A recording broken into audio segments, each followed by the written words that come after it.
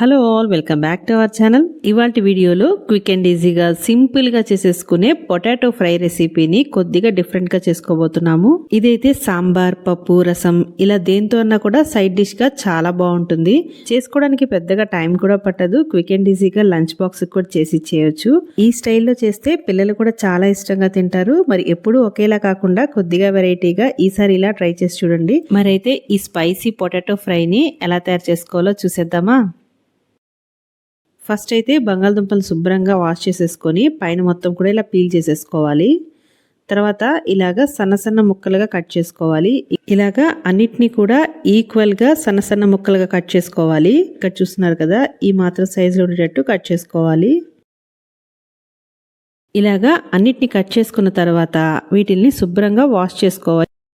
ఇలా కడిగి తీసుకొని ఫ్రై చేసుకుంటే మనకి ఫ్రై చేసినప్పుడు అంటుకోకుండా చక్కగా పొడి పొడిగా క్రిస్పీగా వస్తుంది. ఇలా కడిగిన బంగాళదుంప ముక్కల్ని తీసుకొని స్ట్రైనర్లో వేసుకొని వాటర్ అంతా పోయేలాగా పక్కన పెట్టేసుకోవాలి. తర్వాత స్టవ్ ఆన్ చేసుకొని ప్యాన్ పెట్టుకొని అందులో 2 టేబుల్ స్పూన్స్ నూనె పోసుకోవాలి. తర్వాత ఇందులో తాలింపు కోసము ఆవాలు, మినప్పప్పు, పచ్చిశనగపప్పు అలాగే జీలకర్ర వేసుకొని వేయించుకోవాలి. అలాగే ఒక 2 రెమ్మలు కరివేపాకు కూడా వేసుకొని వేయించుకోవాలి.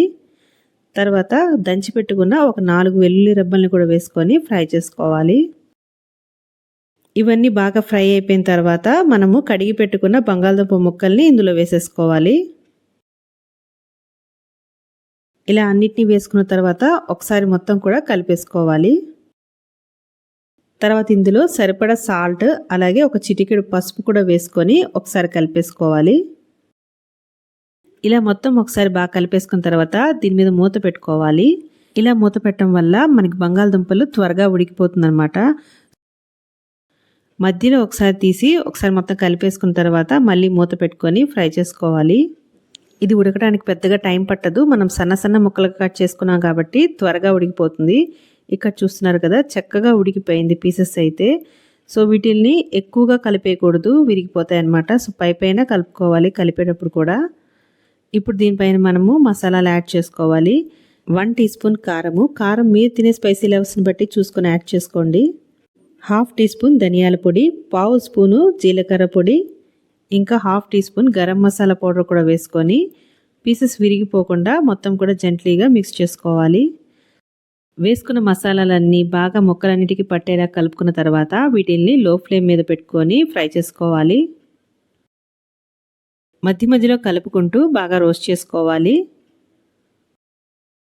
ఇక్కడ చూస్తున్నారు కదా, ఆల్మోస్ట్ మనకి ఫ్రై అయిపోయినాయి. ఇంకా ఫైనల్గా దీనిపైన కొద్దిగా కొత్తిమీర అలాగే కరివేపాకును వేసుకొని స్టవ్ ఆఫ్ చేసేసుకుంటే మనకి స్పైసీగా పొటాటో ఫ్రై అయితే రెడీ అయిపోయింది. మీకు కానీ ఇంకా క్రిస్పీగా కావాలనుకుంటే మరి కొంచెం సేపు లో ఫ్లేమ్లో పెట్టుకొని మధ్య మధ్యలో కలుపుకుంటూ క్రిస్పీగా అయ్యేంత వరకు కూడా ఫ్రై చేసుకోవచ్చు. అంతేనండి, క్విక్ అండ్ ఈజీగా సింపుల్గా పొటాటో ఫ్రై అయితే రెడీ అయిపోయింది. దీన్ని ఇంకా మనము సర్వ్ చేసుకోవచ్చు. చాలా ఈజీ రెసిపీ అయినా కూడా పప్పు కానీ సాంబార్, రసం ఇలా వేటిలతో అన్నా కూడా పక్కన నంచుకోవడానికి పర్ఫెక్ట్గా ఉంటుంది ఈ పొటాటో ఫ్రై. చూడటానికి చిప్స్ లాగా రౌండ్గా ఉండేసరికి పిల్లలు కూడా చాలా ఇష్టంగా తింటుంటారు. స్పైసీ పొటాటో ఫ్రైని మీరు కూడా తప్పకుండా ట్రై చేసి చూడండి. మరైతే వీడియో నచ్చితే లైక్ చేయడం మర్చిపోమాకండి. అలాగే మరిన్ని ఇంట్రెస్టింగ్ రెసిపీస్ కోసం మన ఛానల్ని సబ్స్క్రైబ్ చేసుకోండి. మరో ఇంట్రెస్టింగ్ రెసిపీతో మళ్ళీ కలుసుకుందాం. Thank you for watching. Have a nice day.